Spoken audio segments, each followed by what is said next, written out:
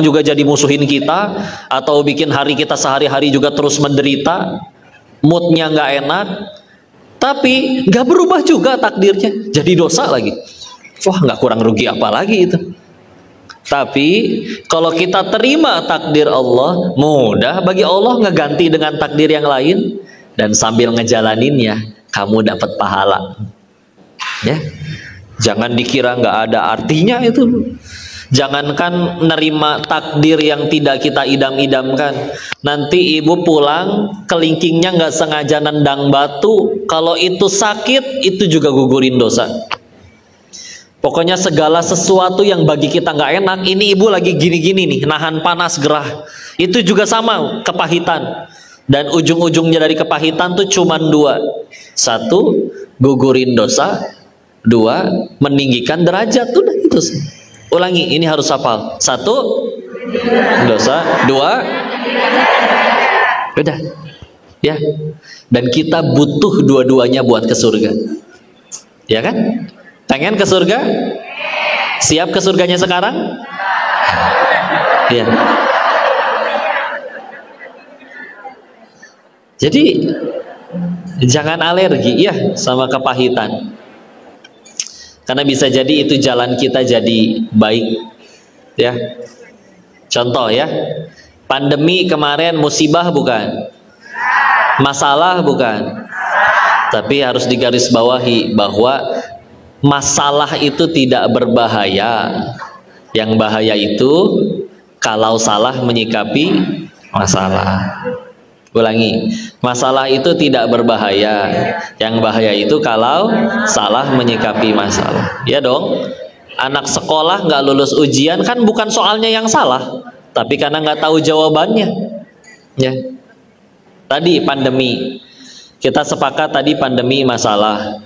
Terus kawannya ayah saya udah mah usahanya bangkrut, karena memang banyak usaha yang harus berganti zaman ya. Sekarang setiap handphone kan ada kameranya. Dulu kan kamera harus yang pakai dicuci teh bu, ada klisenya, iya kan? Udah nggak ada yang pakai kan sekarang, udah langka. Maka harus tutup, gulung tikar. Udah mah gulung tikar, besoknya lockdown, PSBB, wah nambah masalahnya. Tapi mindsetnya bagus, pikirannya. Fa inna ma'al usri yusra, inna ma'al, nggak mungkin, pasti ada manfaat. Orang makin banyak masalah kok, pasti makin banyak Tuhan. Saya tinggal nyediain apa yang mereka butuhkan, insya Allah pasti jadi jalan rezeki. Dia dorong sisa uangnya yang udah habis-habisan, tinggal 100 juta waktu itu, padahal dulunya ada, didorong untuk jadi pengusaha masker pertama di Bogor. Gak nyampe 6 bulan 100 jutanya jadi 800 juta.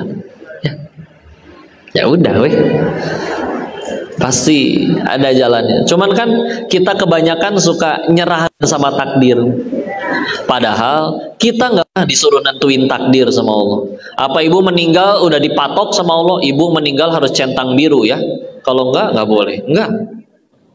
Ibu meninggal harus punya saldo minimal segini, tanah berapa hektar? Enggak. Urusan sama Allah tuh enak. Kayak contoh ya, ada yang ngajak bangun masjid, bu sedekah yuk, ada yang pengen bangun masjid, oke, keluar we duit. Ternyata misal masjidnya belum jadi, umur kita udahan duluan, misalkan wafat duluan, dan kita tahu setelah meninggal itu akan dibagikan, diperlihatkan catatan amal kita ya. Misalkan kita ngecek, perasaan tanggal segitu jam segini saya sedekah ning teu aya di buku ini. Nanya dong ke Allah, ya Allah punten, misalkan orang Sunda dianya ya, tenang aja, Allah paham segala bahasa ya. Ya Allah punten, ndak seinget saya teh, engkau juga pasti tahu dah bahwa saya teh sedekah tanggal segitu jam segitu. Nah, ada ayah, ya Allah nggak ada. Nggak mungkin Allahnya ngejawab, oh iya kan masjidnya belum jadi pahalanya belum cair. Nggak gitu konsepnya bos ya. Jangankan sebelum uang keluar, jangankan uang keluar, uang masih di kantong kita baru niat sedekah udah jadi pahala tuh demi Allah. Enak kan urusan sama Allah? Nah, enak ya. Kalau manusia mah ada 1000 kebaikan kita bisa rusak tuh gara-gara satu kesalahan ya. Tapi Allah kan kebalik, ada 1000 kekurangan kesalahan kita, Allah punya kuasa ngampunin 1000 sisanya, ada satu aja amalan yang Allah ridho ya. Luar biasa ya. Jadi dari situ setelah kita renungkan lagi, enggak jadi keburukan, enggak jadi sesuatu yang harus kita merana, sesali dan segala macam ya. Udah pasti Allah balas dengan kebaikan yang jauh lebih besar. Kenapa masih menderita? Sederhana ya, tadi aja bahagianya masih belum yang Allah suka, yang aku suka aja terus. Padahal kata siapa yang kita suka teh baik ya. Ya contoh lah, anak-anak juga sukanya coklat, betul.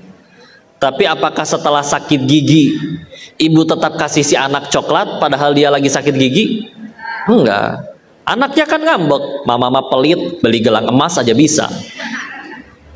Ibunya ditanya, ibu nggak ngasih anaknya coklat?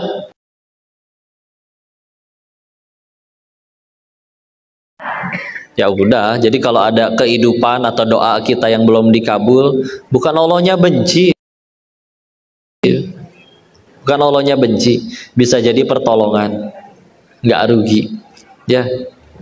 Balik tadi, nggak bahaya sibah itu, masalah itu. Yang bahaya itu kalau tambah jauh dari Allah aja. Dan gitu ya, yang Rasul contohin ya, lihat. Saya pengen kasih fakta sejarahnya dulu untuk kita renungin nih, biar tambah kagum sama kerennya beliau. Beliau diangkat jadi Rasul usia berapa? 40 tahun. Ketika pertama kali nyampein, gak ada yang percaya. Yang percaya cuma 4. Istrinya, sahabatnya, sama anak kecil 2 orang. Tugasnya ngajarin tauhid, ketuhanan yang esa ya. Tuhan itu cuma satu, Allah saja. Termasuk di dalamnya rezeki dari Allah, tidak ada yang bisa mencelakaiku selain atas izin Allah. Ketuhanan, ketauhidan. Di tempat yang paling tidak bertauhid. Walaupun di situ masih ada Ka'bah, tapi di sekelilingnya tidak kurang ada 360 patung berhala. Di sana ada perbudakan, di sana orang gampang marah, kesinggung dikit perang antar suku, perangnya bahkan bunuh-bunuhan, wanita mohon maaf bisa diperjualbelikan, temennya ulang tahun istrinya dijadiin kado ya. Anak perempuan dilahirkan, jabang bayi perempuan dikubur hidup-hidup, sampai turun surat At-Takwir ayat 9 ya, bi ayyi dzambin qutilat, atas dosa apa aku ini dibunuh. Kata kitab tafsir Buya Hamka Al-Azhar, tafsir Al-Azhar, beliau mengutip pendapat sahabat Nabi Ibnu Abbas. Ini adalah anak-anak bayi perempuan yang nanti bertanya ke hadapan Allah, saya baru juga lahir, dosa apa saya langsung dibunuh? Karena di zaman itu kalau ada ibu hamil, ngelahirinnya sama suaminya disuruh depan rumah. Sudah ada tanah yang digali, jadi kalau keluarnya jabang bayi perempuan langsung nyemplung ke tanahnya, dikubur hidup-hidup. Nabi harus ngajarin tauhid di tempat yang orang-orangnya kayak gitu, tanpa wifi, tanpa internet ya. Tapi lihat ya, setelah 23 tahun masa kenabian, walaupun tidak bisa detil ya ada berapa jumlah sahabat, karena waktu itu belum ada sensus penduduk ya kan. Tapi ya sebagian ulama berpendapat, walaupun ya, pendapatnya pasti beda-beda karena nggak bisa detil ya. Didapatilah kalau kita tarik rata-ratanya, Syekh Dr. Munir Godban dalam kitabnya Tarbiyatu Qiyadiyah menyebutkan ada sekitar 120.000 sahabat. Berapa Bu? Kalau saya bilangnya sahabat bukan berarti temenan sama Nabi gitu ya, satu grup WA, bukan ya. Syaratnya 3. Satu, disebut sahabat itu syaratnya 3. Satu, hidupnya satu zaman sama Nabi, satu zaman ya. Jadi meskipun ketemu nabinya cuman 1 tahun, dia udah umur 5 tahun, udah pernah ketemu nabi meskipun umur 5 tahun. Terus misal waktu itu nabinya wafat, ya tetap dianggap sahabat karena satu zaman. Ada 3 syaratnya, ulangi. 1, sezaman dengan Nabi. 2, pernah ketemu langsung. Meskipun sekali seumur hidup. Ketemu, tatap muka langsung ngelihat ya. Yang ketiga, beriman kepada Nabi sampai wafatnya, sampai meninggalnya. Sampai meninggalnya. Jadi kalau misalkan ada yang sejaman, ketemu langsung, tapi tidak beriman, contoh Abu Jahal, bukan sahabat, ya. Atau misalkan ada yang sezaman, beriman, tapi nggak pernah sekalipun ketemu langsung, contoh Uwais Al-Qarni, maka bukan sahabat, tabiin beliau jatuhnya. Kalau ketemu sahabat beliau pernah, ya. Begitu ya. Nah, ada 120.000 dari yang tadinya cuman 4 jadi 120.000. Yang 120.000 ini dulunya ada yang raja perampok, namanya Jundub bin Junadah, lebih dikenal dengan nama Abu Dzar Al-Ghifari, ya. Dulunya raja perampok. Sebelum ayat khamr melarang minum-minuman keras turun, sahabat ada yang mabuknya sehari 5 kali. Jadi kalau ada pemuda di Bogor mabuknya masih seminggu sekali, masih cups, ya, masih culun, ya, udah ketinggalan zaman. Ya, tapi dari 120.000 ini bukan mereka yang bisa terpengaruh negeri lain, tapi 1 dari 120.000 ini masuk ke negeri yang baru, dia bisa mempengaruhi satu negeri baru. Orang-orang luar biasa, ya, orang luar biasa. Kau balik lagi, ya, itu ngedidiknya pakai apa? Kalau kita punya anak 1 aja dididik selama 23 tahun, fokus hanya 1 anak, yakin anak itu pasti soleh? Wallahu a'lam. Ada yang tahu? Ini gimana? Beliau 24, satu harinya sama kayak kita, 24 jam, ya, sama-sama perlu tidur, perlu makan. Beliau juga seorang ayah, seorang suami, seorang pemimpin, seorang pengusaha. Sebelum menerima wahyu kan ikut berbisnis dengan yang akhirnya menjadi istri beliau, Khadijah radhiyallahu anha. Amanahnya banyak, seharinya 24 jam, tapi ngasilinnya seperti itu. Dan udah meninggal 14 abad yang lalu, masih diikutin sampai sekarang, ya. Wah, itu yang Masya Allah, ya. Bahkan ada kitab lain, ya, namanya Ar-Rasul Al-Mu'allim, Rasul sebagai pengajar, ya. Penulisnya berstatement gitu, ya, apa istilahnya, sesumbar kalau saya bilang, menyebutkan kalau Nabi nggak punya mukjizat lain, mukjizat apapun, bahkan kalau Al-Quran nggak turun ke beliau, jumlah sahabat yang 120.000 tadi tetap sanggup menobatkan beliau sebagai Nabi yang paling hebat. Nah, gimana caranya ngasilin generasi seperti itu, ya? Nah, itu dia, ya. Masya Allah. Ngedidiknya pakai apa? Contoh-contohnya seperti apa? Ya itulah yang Nabi suruh kita teguh, gigit dengan gigi geraham kita. Kalau kalian berpegang teguh pada 2 hal ini, selamat. Al-Quran dan Sunnah, ya. Nanti kalau mau nyebutnya hadis atau sunnah nggak apa-apa, ya. Nanti sunnah dilihat dari ilmu apa dulu juga beda soalnya bahasannya. Kalau dari sudut pandang ilmu fikih, sunnah itu ya hukum, dilakukan berpahala, tidak dilakukan dosa. Tapi kalau nanti di dalam sudut pandang ilmu usul fikih aja udah beda, ya, atau ilmu hadis juga ada beda, yaitu apa yang disandarkan kepada Nabi dari perbuatannya, ucapannya, ketetapannya, dan juga sifat-sifatnya, ya.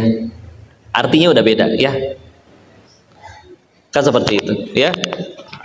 Jadi balik lagi yuk, terlalu aneh, bakal mati, pengen hebat, pengen sukses, pengen mulia, pengen bahagia, gak ngikutin manusia yang paling hebat, paling sukses, paling mulia. Ikutin siapa berarti, kan? Seperti itu. Bahkan Imam Malik bin Anas sampai sesumbar kayak gini. Nasihat yang kalau kita terjemahkan, siapapun, kapanpun, dimanapun, ditantang, ya. Gak mungkin, mustahil mengubah generasi jadi hebat, mustahil. Kecuali satu saja caranya. Gimana caranya? yaitu menggunakan cara sebaik-baik manusia mendidik sebaik-baik generasi. Siapa sebaik-baik manusia? Rasul. Siapa generasi terbaik? Ya tentu yang beliau bimbing. Dengan cara apa tuh ya? Karena kemarin ini sempat lihat di YouTube gitu, ya ada tokoh katanya besar di Indonesia minta dirayu, bertanya kepada seorang ustadz, tolong rayu saya agar mau sholat. Bilang kayak gitu. Udah nggak perlu sebut siapapun, ya kita karena hanya ingin mengambil hikmah soalnya. Dan guru kita memberikan jawaban yang luar biasa, betul. Tapi kadang kami berpikir ya, jawabannya bisa jadi sesederhana ini. Tinggal ditanya balik, itu yang nanya, yang minta dirayu untuk sholat, bapak bakal mati Pak? Iya. Sukses pengen? Iya. Mulia pengen? Iya. Bahagia pengen? Iya. Manusia yang paling sukses, mulia, dan bahagia apa? Sholat. Terus bapak pengen sukses, mulia, bahagia, nggak sholat, itu ngikutin cara siapa berarti? Udah sederhana. Ya. Dan Bu, kalau kita ngikutin apa yang dicontohin Rasul, Bu, nggak cuma dapat pahala dan kebaikan, tapi ada yang namanya berkah. Ulangi, Bu, ini pembeda yang luar biasa Bu, beneran Bu. Jujur ya, satu harinya kita berapa jam? 24 jam. Saya 24 jam, Ibu 24 jam, Ustadz 24 jam, Rasul 24 jam, para ulama 24 jam. Betul? Tapi kenapa kok kita lihat, entah misalkan ngelihat tetangga, atau bahkan yuk jujur sama diri sendiri, ya Allah saya kok misalkan udah 40, sedangkan dia 40 kok udah dapet, udah sukses, punya ini, punya itu, jadi manfaat, saya malah punya banyak utang. Atau mungkin pernah ngelihat, mungkin tetangga nyari duit dari gelap sampai gelap, sebelum subuh berangkat, setelah isya juga belum pulang. Kaya enggak, banyak utang, iya, meninggal duluan lagi. Kan sedih, mengsedih ya, gimana sih mengsedih ya, ya menyedihkan, naon mengsedih ya, ya kan. Sedangkan ada orang-orang, masya Allah ya, itu mesti jadi pikiran renungan, ya Allah saya teh ninggalin apa, udah jadi kebaikan atau belum. Karena kalau sekedar ngejar bahagia di dunia gitu-gitu aja Ibu, bahagianya pengen dari misalkan apa Bu? Sok bahas deh satu-satu. Healing, Ibu suka healing nggak Bu? Suka Bu, healing. Ya udah. Mau kemana Bu? Alfamaret deket tuh di seberang. Ya. Bali, Cappadocia mau? Yang di Turki. Oh udah ganti. Ya. Tapi sok misalkan Ibu berangkat ke sana sendirian, garing Bu asli. Pelanga pelongo ngeliatin, oh orang mamesra ya, oh gunung, oh balon udaranya, itu garingnya kan. Yang lain mah alhamdulillah harmonis mesra, Ibu sendirian. Tiba-tiba ada cowok Turki tinggi putih langsing ngedatengin, mirip bihun Bu itu orang ya, tinggi putih langsing ya. Ibu udah deg-degan, apa dia mau sama aku? Ternyata Mbak minta tolong fotoin, ya udah deg-degan ya, rugi jantungnya ya. Tapi nggak seru kan kalau sendirian. Tapi coba misalkan Bu, dengan orang yang kita cintai dan dia pun mencintai kita, cuman ke warung 5 langkah depan rumah, taking nginjek teh kotok, punten ya. Tapi indah Bu, kalah film India gitu. Malah jadi so sweet ya. Keinjek, nginjek teh, oh kamu sih nggak narik aku, aku kan udah narik ya, tuh kan jadi so sweet kan, meskipun yang ngelihatnya agak gila ya, seolah dunianya milik mereka, yang lain ngekos ya. Tapi ya berarti healing aja kita salah kaprah tuh. Berarti healing bukan perkara pergi kemana, tapi dengan siapa tuh. Coba Bu, Ibu punya anak atau cucu lagi lucu-lucunya umur 2 tahun, ngajak ke kebun binatang, taman safari misalkan. Nah, oma atau mama ke ini yuk kebun binatang. Ayo deh, Ibu juga lagi libur, ikut semangat kan? Kenapa Ibu semangat jujur? Apa karena pengen ketemu gajah? Enggak, Ibu udah apal gajah kayak gimana, gitu-gitu aja. Gitu, emang kerut gitu bentuknya, ya enggak? Apa yang kita nantikan? Ekspresi si anak lucu ini pas ngelihat gajah. Itu kan yang tidak ternilai harganya. Wah, ternyata gajah, ikut seneng kita. Coba ibu ke kebun binatang sendirian, Bu. Assalamualaikum jerapah. Assalamualaikum gajah. Udah makan. Tengah arti gajah lagi. Ya. Garing. Ya. Jadi, yuk lah bahagia teh. Gak cuman ngejar kita suka. Mau ngejar apa? Kita apa yang paling ditakutin? Ngomongin duit. Orang pengen kaya tuh alasannya cuma satu. Masih ingat gak? Karena belum pernah kaya. Udah gitu aja. Beneran penasaran doang.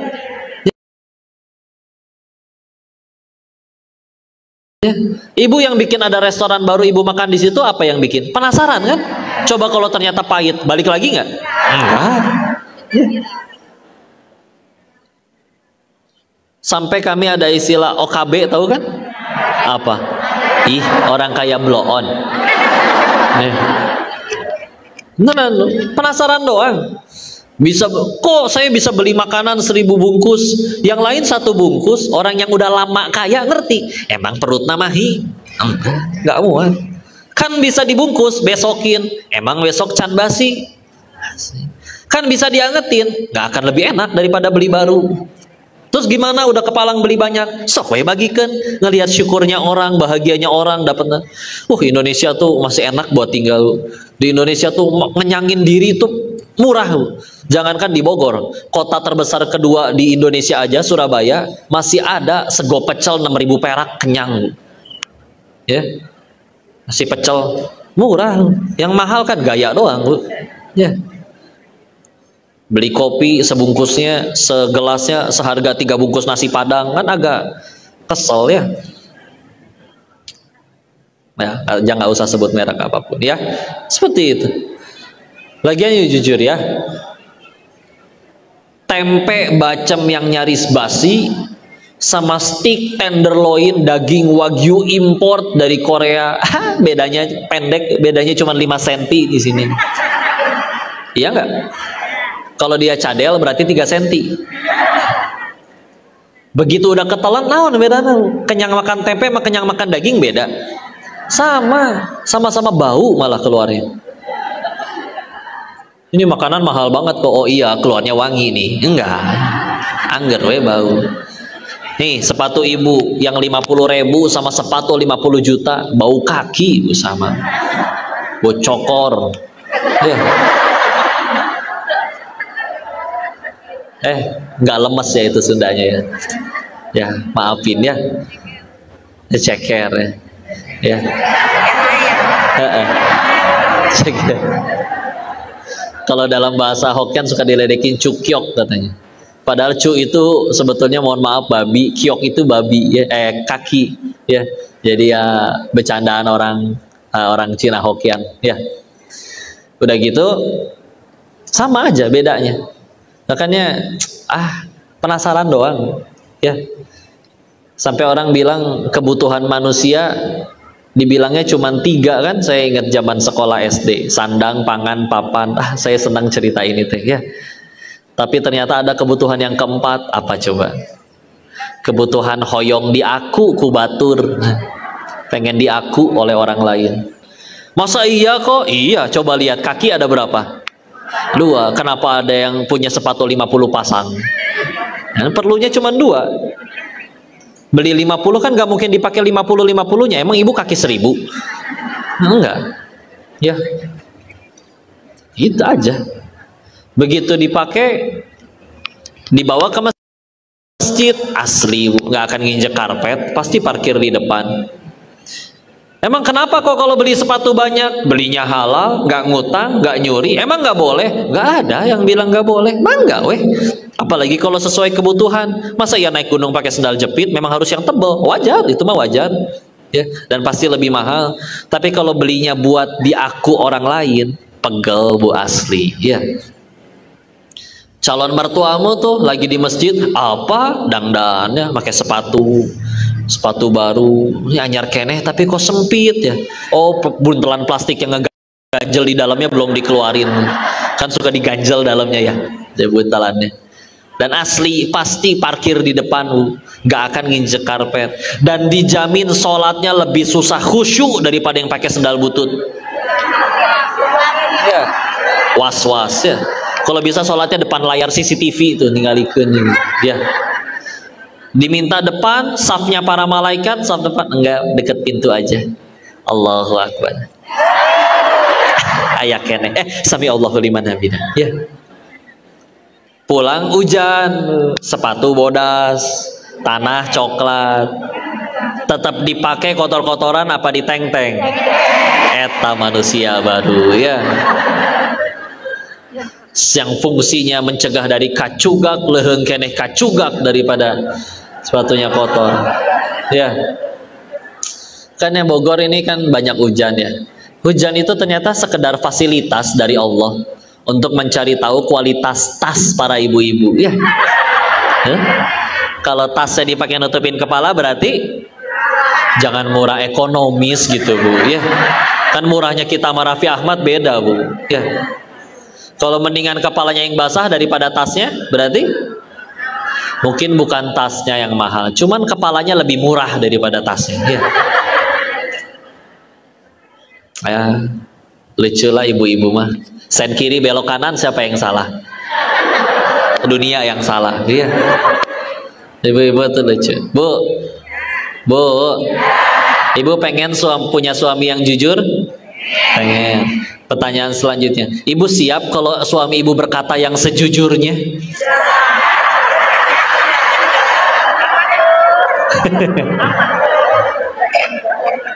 Kok handphonenya ada 2? Kalau ke toilet suka dibawa, di password ya. Udah lah. Yang bisa ngegenggam hatinya adalah Allah. Kan saya pernah ditanya ya, kok waktu di Batam kemarin, kok apa langkah yang akan Koko tempuh untuk menutup perjudian di Indonesia? Kan waktu itu lagi bahas tentang judi online. Saya bilang, ya ini langkah yang kayak gini, ngaji. Karena anggaplah saya bawa senjata, todongin ke kepala mereka, tobat nggak lu dari judi? Kalau emang mereka nggak mau tobat, saya pergi main lagi. Itu. Tapi kalau udah ngaji kayak gini, mudah-mudahan tambah dekat sama Allah. Allah bolak-balikin hatinya. Suatu saat bisa mereka yang lebih soleh. Ya, ngaji. Balik lagi. Ya, Allah yang bolak-balik. Gitulah perkara sendal, sepatu. Betul? Jam tangan apa fungsinya? Cetak tuh, jam dinding gak bisa berarti Bu. Kan nggak mungkin ditempel di tangan. Oke, yuk ke pasar Bogor ya. Masih ada jam yang 35 ribuan meskipun gambar Dora, tapi bisa kan ngelihat waktu?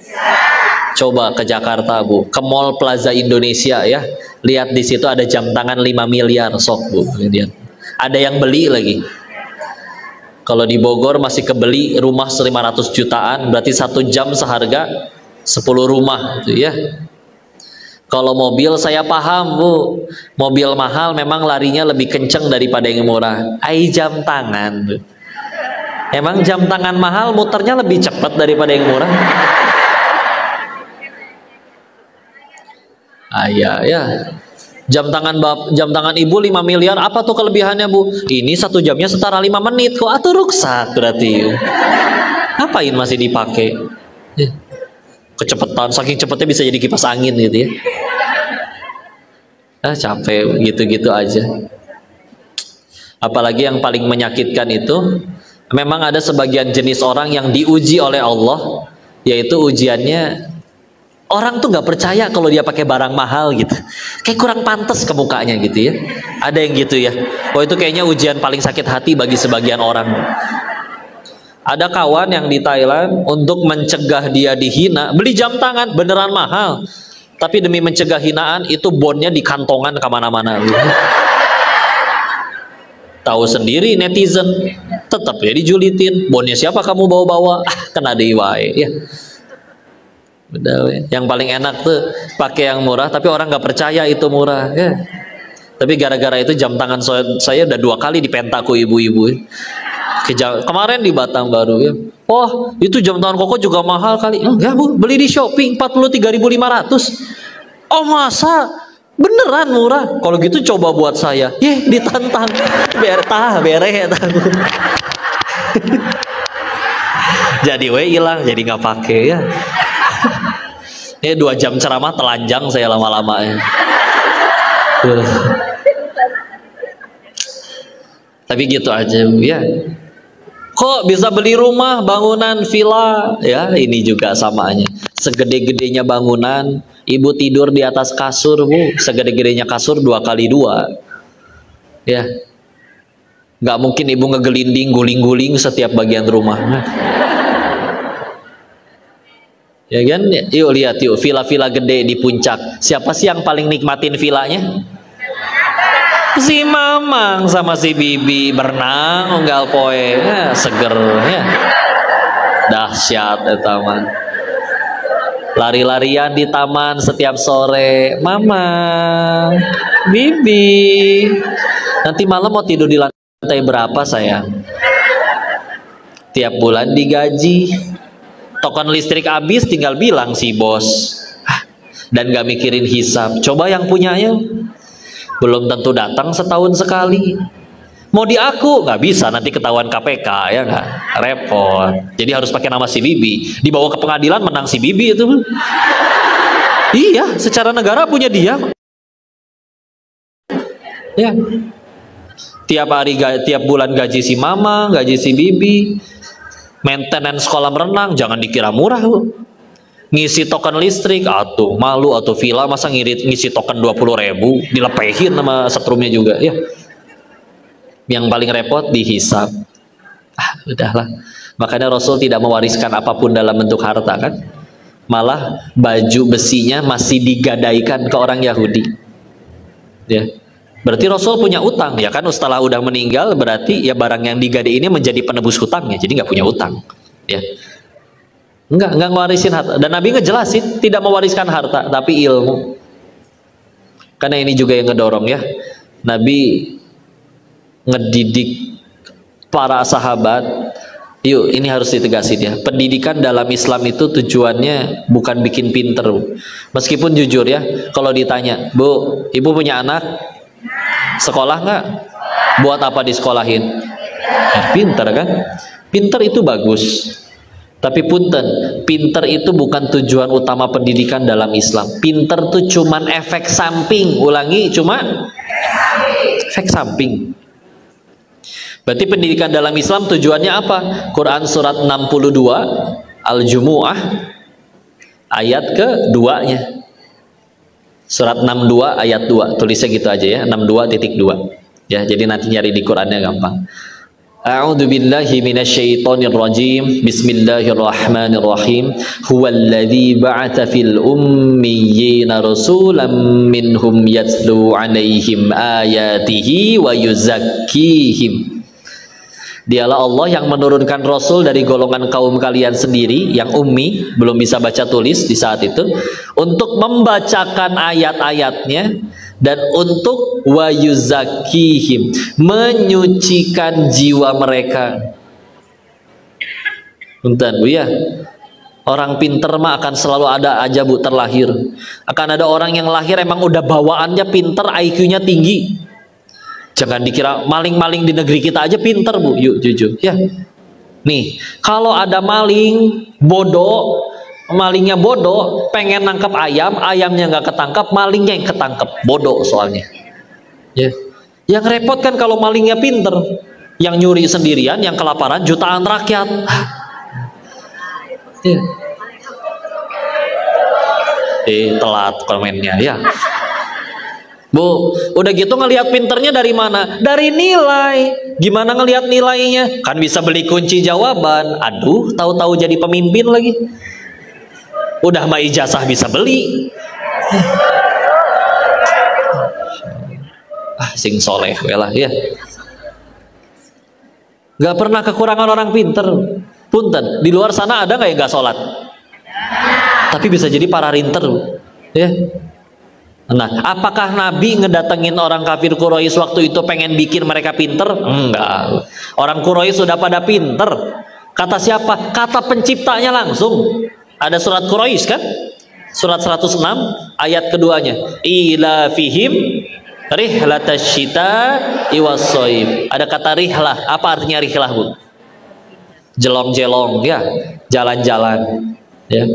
Apa bedanya rihlahnya kita sama rihlahnya orang Quraisy? Kita rihlah ngabisin duit, mereka rihlah jadi duit. Pinter jualannya. Mau pergi ke Syam, ke utara atau ke Yaman di selatan, tetap berbisnis. Dan sudah diakui oleh penciptanya langsung.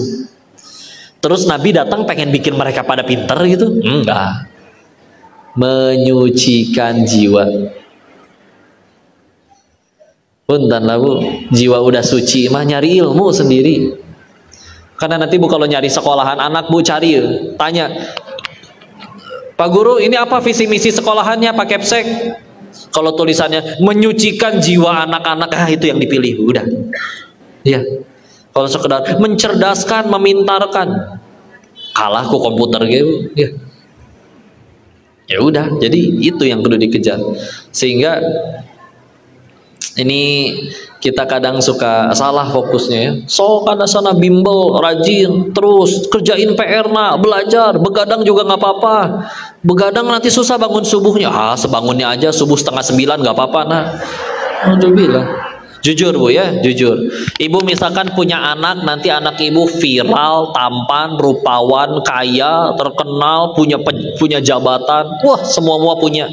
Tapi ibu diperlakukan seperti film azab Indosiar, mau, Bu? Gak mau kan? Atau bandingin ibu misalkan punya anak, ya memang ilmunya, matematikanya misalkan kurang misalkan. Nah, 2 tambah 2 berapa? 5, Bu. Ya. Tapi nggak usah disuruh bangun subuh, udah bangun duluan, bahkan lagi tahajud karena sebelum subuh. Anak-anak lain masih ngapalin alif batasa, anak ibu udah ngapalin juz 28. Ih, bangga, Masya Allah. Yang lain anak-anaknya minta uang jajan terus, ini ibu belum minta bantuan udah nawarin bantuan. Ibu lagi nggak ada, bisa dititipin jaga adik-adiknya. Yang lain pada mulai nyobain ngerokok, anak ibu sibuk aja baca, belajar. Pengen punya anak kayak gitu. Meskipun tadi matematikanya mungkin kurang. Ya sama kan, ibu meninggal juga nggak ditanya anak ibu udah centang biru belum. Anak ibu udah pernah foto sama Raffi Ahmad kan? Enggak. Kan ditanya kayak gitu. Ya, tenang aja. Penting takwa. Ya, saya kasih kuis lah untuk intermezzo. Saya sering tanya ini kuis tapi tidak usah dijawab, direnungin aja ya. Gara-gara tadi saya ngomong film azab, suka nonton film azab? Nah, bicara tentang film, ternyata tiap negara produksi filmnya beda. Contoh, film Jepang, mohon maaf, banyak film porno. Karena di sana ternyata orang pada nggak mau nikah, kalau nikah pun nggak pengen punya anak. Jadi banyaknya video tentang bikin anak, mohon maaf ya. Kalau di Korea kebanyakan filmnya drama romantis karena di sana perceraian tinggi. Jadi dibikin indah, nikmat nih. Nikah tuh nikmat, indah gitu. Jadi drama romantis. Coba di Indonesia, Bu. Kenapa ya banyaknya film azab? Ya, mungkin karena ngakunya bertuhan tapi tidak takut Tuhan. Ya. Alhamdulillah, yuklah ikutin Rasul. Kafah sesempurna mungkin, sesempurna mungkin, tapi semampu kita. Rasul tahajudnya lama kok, ya udah, yang penting kita mulai tahajud dulu. Pintu surga banyak, tapi yang penting tujuannya, panutannya jelas, Rasul. Karena tadi itu dia yang bicara berkah. Berkahlah yang membedakan tadi. Kenapa ada orang 24 jamnya sama, tapi aku nggak ngasihin apa-apa, dia punya karya ya begitu banyak, manfaat begitu meluas. Kita meninggal disyukurin orang, mampus juga, alhamdulillah, itu orang meninggal juga, naudzubillah ya. Tapi ada orang yang meninggal tuh ya Allah kehilangan, padahal saudara bukan. Sampai akhirnya setiap orang rela mendoakan padahal udah meninggal berapa ribu atau berapa ratus tahun yang lalu. Insya Allah ya, siapkan itu ya, bismillah. Dan mudah-mudahan dianugerahkan keturunan yang soleh-soleha. Segitu dulu mangga. Kalau mau ada yang didiskusikan, ditanyakan atau dikoreksi barangkali saya ada salah menyampaikan. Terima kasih, Bu ya. Jazakumullah khairan katsiran. Halo. Bismillahirrahmanirrahim. Alhamdulillahilladzi ahyana ba'da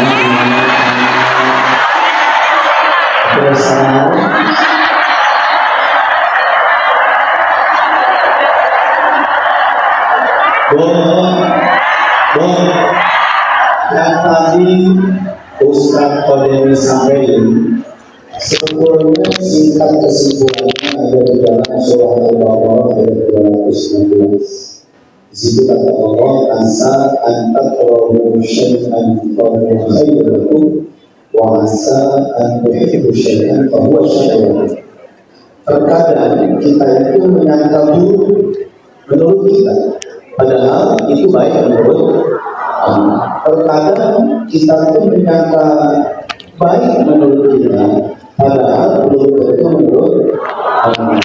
Jadi kesimpulannya, bentar ya, segala sesuatu yang offline dulu, yang di masjid itu. Ketentuan dan takdir Allah Subhanahu wa Ta'ala. Undang tinggal WA aja.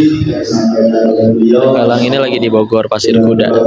Pengalaman hidup dan lain-lain.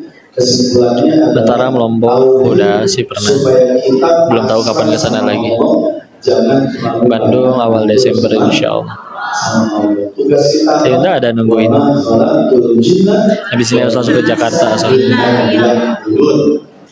Lantai 2 yang mana banyak kadang.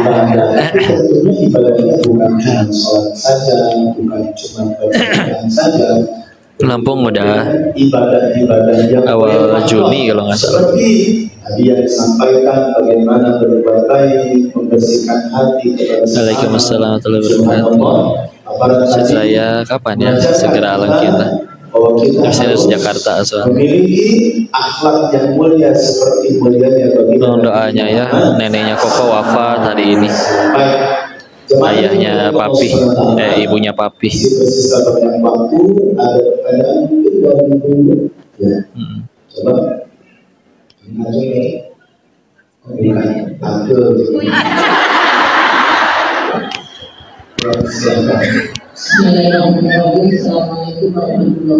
Waalaikumsalam warahmatullahi wabarakatuh. Ya Ibu. Kita ikuti sunnah Rasul kita. Ya. Jadi bila mana kita sudah melaksanakan sunnah beliau semampu kita, karena memang kita adalah awal. Apakah itu sudah masuk ke dalam kategori bahwa kita itu cinta kepada Rasulullah? Assalamualaikum warahmatullahi wabarakatuh. Jazakallahu khairan. Ya, satu-satu ya, izin. Bismillah. Ya, cintakan di dalam hati yang bisa ngecek Allahnya dan kita diri sendiri. Tapi memang akan muncul dalam perbuatan. Sebagaimana kita cinta sama orang, pasti kan ingat terus ya. Kita lagi makan, keinget sama orang yang kita sayang, ya. Sehingga akhirnya bahkan ingin mengikuti, apalagi kalau sudah nyampe tidak hanya cinta tapi kagum, mengidolakan. Wah itu pasti. Sampai kadang ada orang kagum sama artis aja, gaya rambutnya diikutin, pakaiannya diikutin, ya. Tapi memang tentu dengan mengikuti apa yang beliau contohkan, maka bismillah, mudah-mudahan jadi hujjah kita benar-benar telah mencintai beliau. Ya, sering bersolawat jangan lupa, karena kan juga semakin banyak kita bersolawat, ya semakin mudah-mudahan Allah pertemukan kita dengan beliau langsung kelak nanti di alam setelah kematian. Bahkan Allah akan bersolawat 10 kali, dari satu solawat kita dibalasnya 10 kali untuk kitanya. Maka itu tijaratan lan tabur lah, bisnis yang menguntungkan, yang amat sangat tidak pernah rugi kalau cinta kepada beliau, ya. Maka semoga dengan bukti-bukti amal ibadah tersebut itu bisa menjadi hujah nanti di hadapan Allah bahwa kita benar-benar cinta. Allahu a'lam bishawab. Sudah cukup Ibu, paham? Alhamdulillah. Ibu ngerti?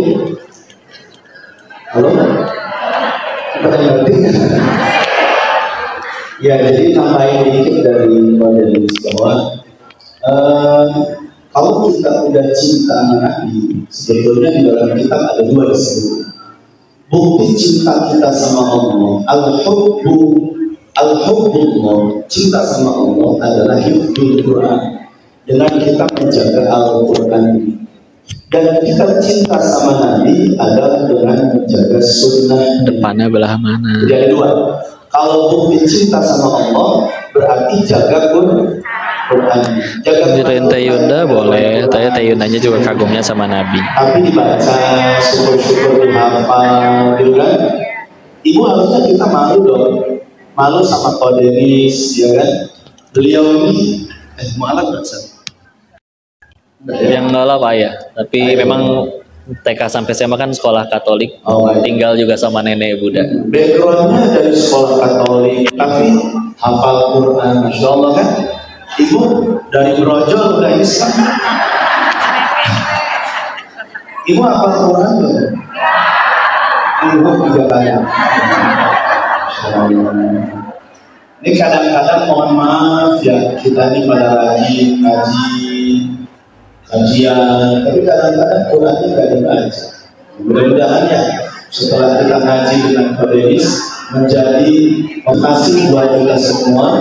Kenapa Kodenis bisa dengan mengkaji Islam lebih dalam, hafiz Quran, ayat-ayatnya hafal, bahkan tadi suratnya hafal, ayatnya hafal. Ya, ibu hafal suratnya? Surat ke-6 ayat 2 tadi. Surat 6. Surat Al-Quran. Ya. Ternyata Kodenis bisa senyum sama saya. Ibu lihat wajah saya sama Kodenis. Lihat kan? Sama. Kalau ini yang terawat, kalau ini nggak terawat. Kodenis. Antum lebih mulia Zat. Masya Allah.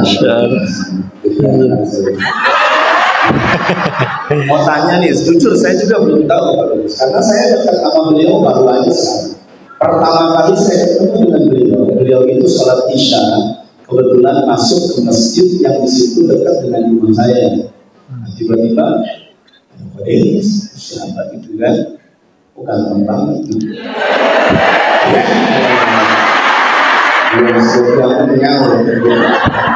Saya samperin, ketemu lah ngobrol. Cuman saya ajak masuk, beliau ada acara lagi kan. Beliau umroh tanggal 2 waktu itu, saya tanggal 28 kan ketemu di Mekah, ketemunya di sini. Alhamdulillah. Cuman saya belum tahu backgroundnya beliau, istrinya yang mana, anaknya punya berapa. Iya. Masih belum Ustaz, mohon doanya. Mohon doanya. Saya juga belum nikah.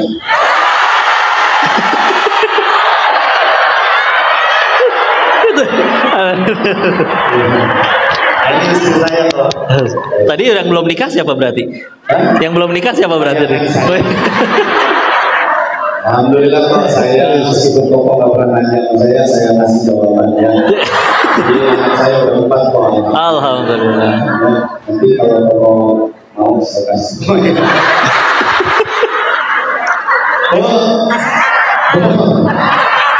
Iya. Baik, ada lagi yang mau nanya? Udah, mau pulang atau mau nanya? Ya. Oh iya tuh. Oh ya ini dekat dikit. Dibatasi ya 3 pertanyaan aja. Ini baru 2. Ya, silakan Ibu. Waalaikumsalam warahmatullahi wabarakatuh.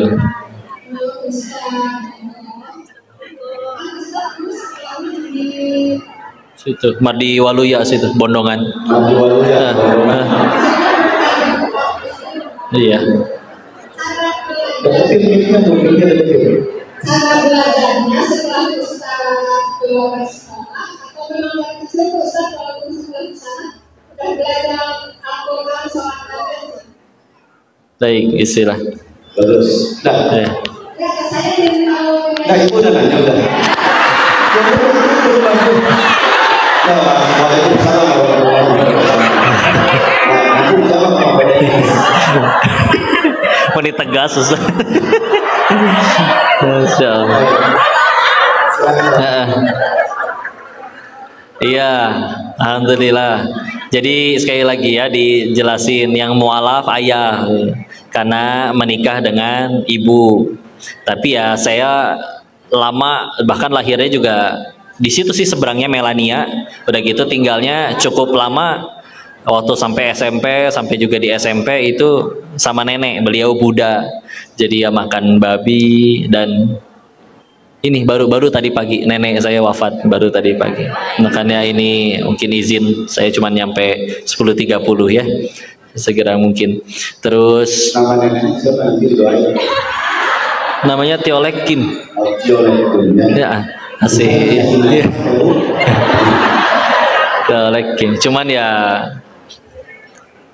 tadi kemarin nelpon memang udah agak nggak bisa diajak bicara, udah banyak lupa sepuh. Tapi kemarin nelpon terus minta didoain, sayanya masih di bandara. Tadi pagi dapat kabar, ya udah sudah.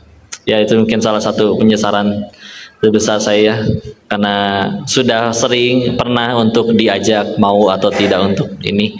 Tapi ya sudahlah ya. Allah yang menggenggam hatinya. Ya udah singkat cerita memang tinggalnya di situ.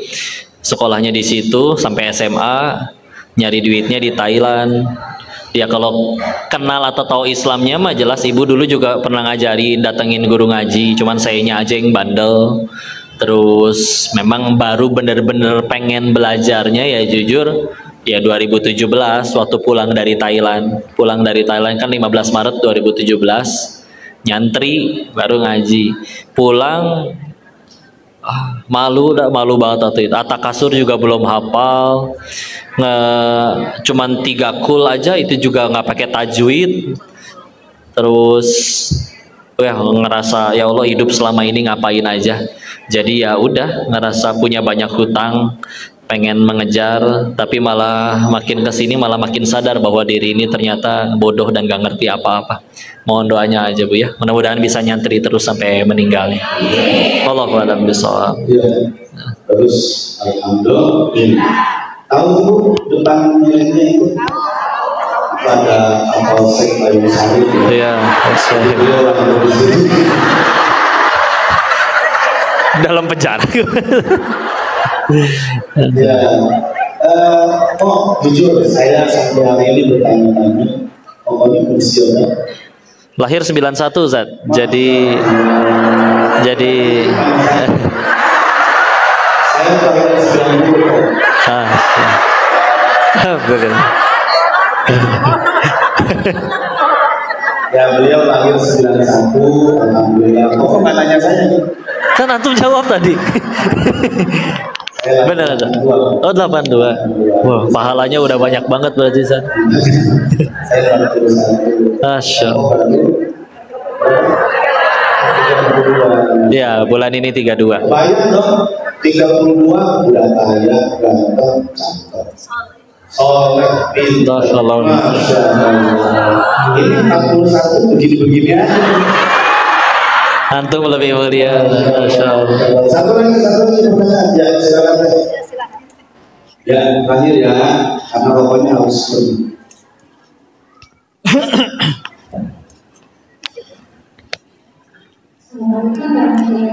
Waalaikumsalam.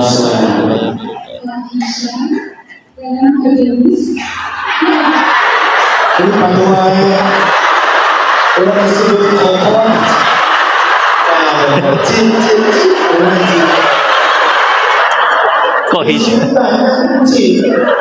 Ada cimor Cina kolot, ada cimor Cina koran, ada sepuh Cina sepuh.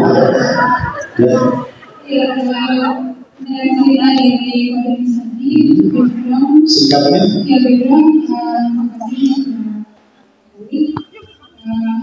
kalau secara usia, alhamdulillah ini sudah dulu untuk mengenal Islam.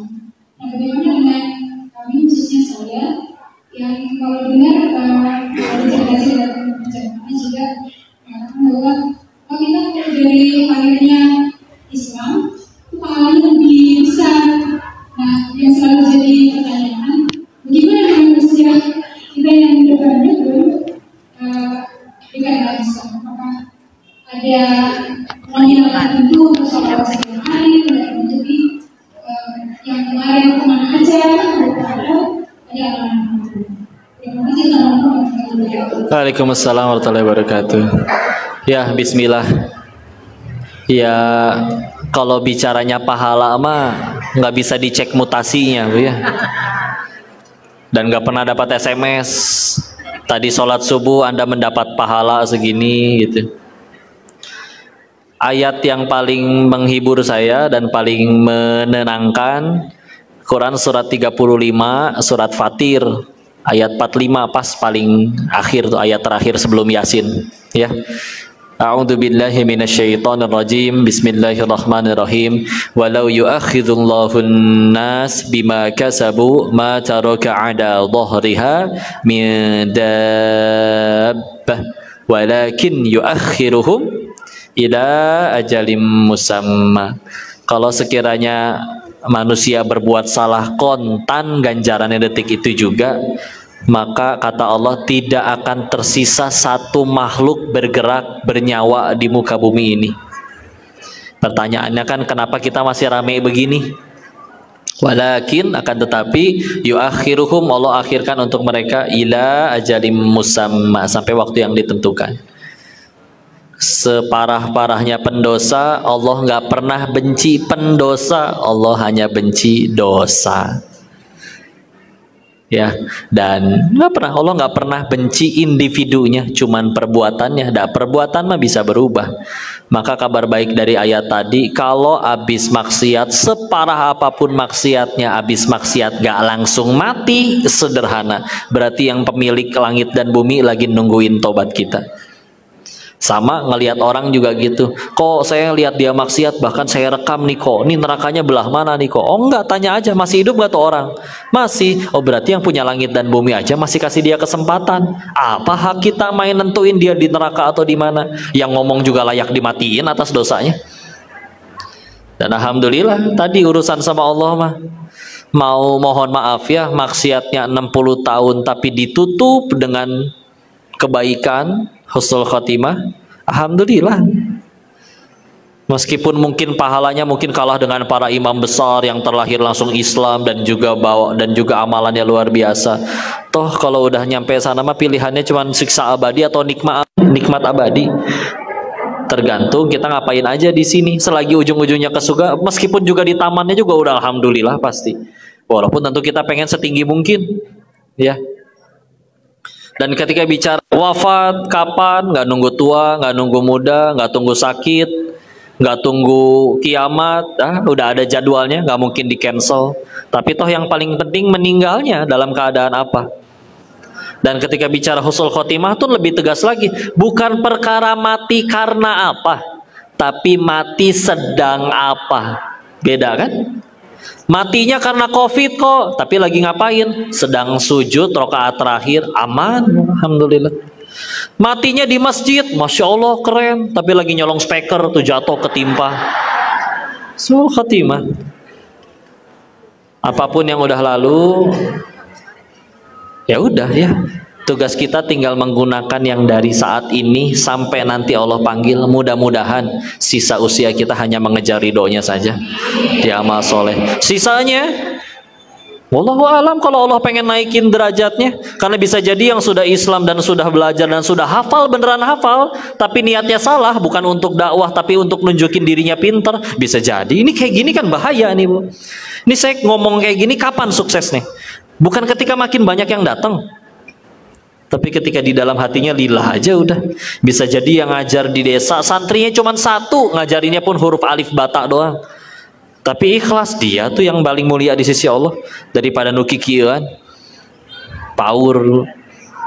Nah, ibu ge sama diuji. Kapan ini ngajinya sukses? Ketika pulang dari sini tambah dekat sama Allah, bukan ketika berhasil selfie sama si Koko. Jadi ya udahlah, istilah. Jadi kalau ngelihat yang kayak gini teh didoain, ya Allah hitung kongko. Mudah-mudahan gak cuman ngomong doang, tapi juga ngamalin apa yang dia sebut. Doain Bu ya. Ada bisa jadi yang duduk dapat manfaat, tapi yang bicara malah dibakar hidup-hidup. Kalau lupa bahwa popularitas cuman alat untuk memperkenalkan Allah ke semakin banyak orang. Tapi kalau malah lupa, malah ngenalin diri sendiri, ya udah cilaka ya. Jadi udahlah. saling mendoakan, tingkatin takwa sampai wafat. Bismillah, semoga husnul khatimah. Allahu a'lam bishawab.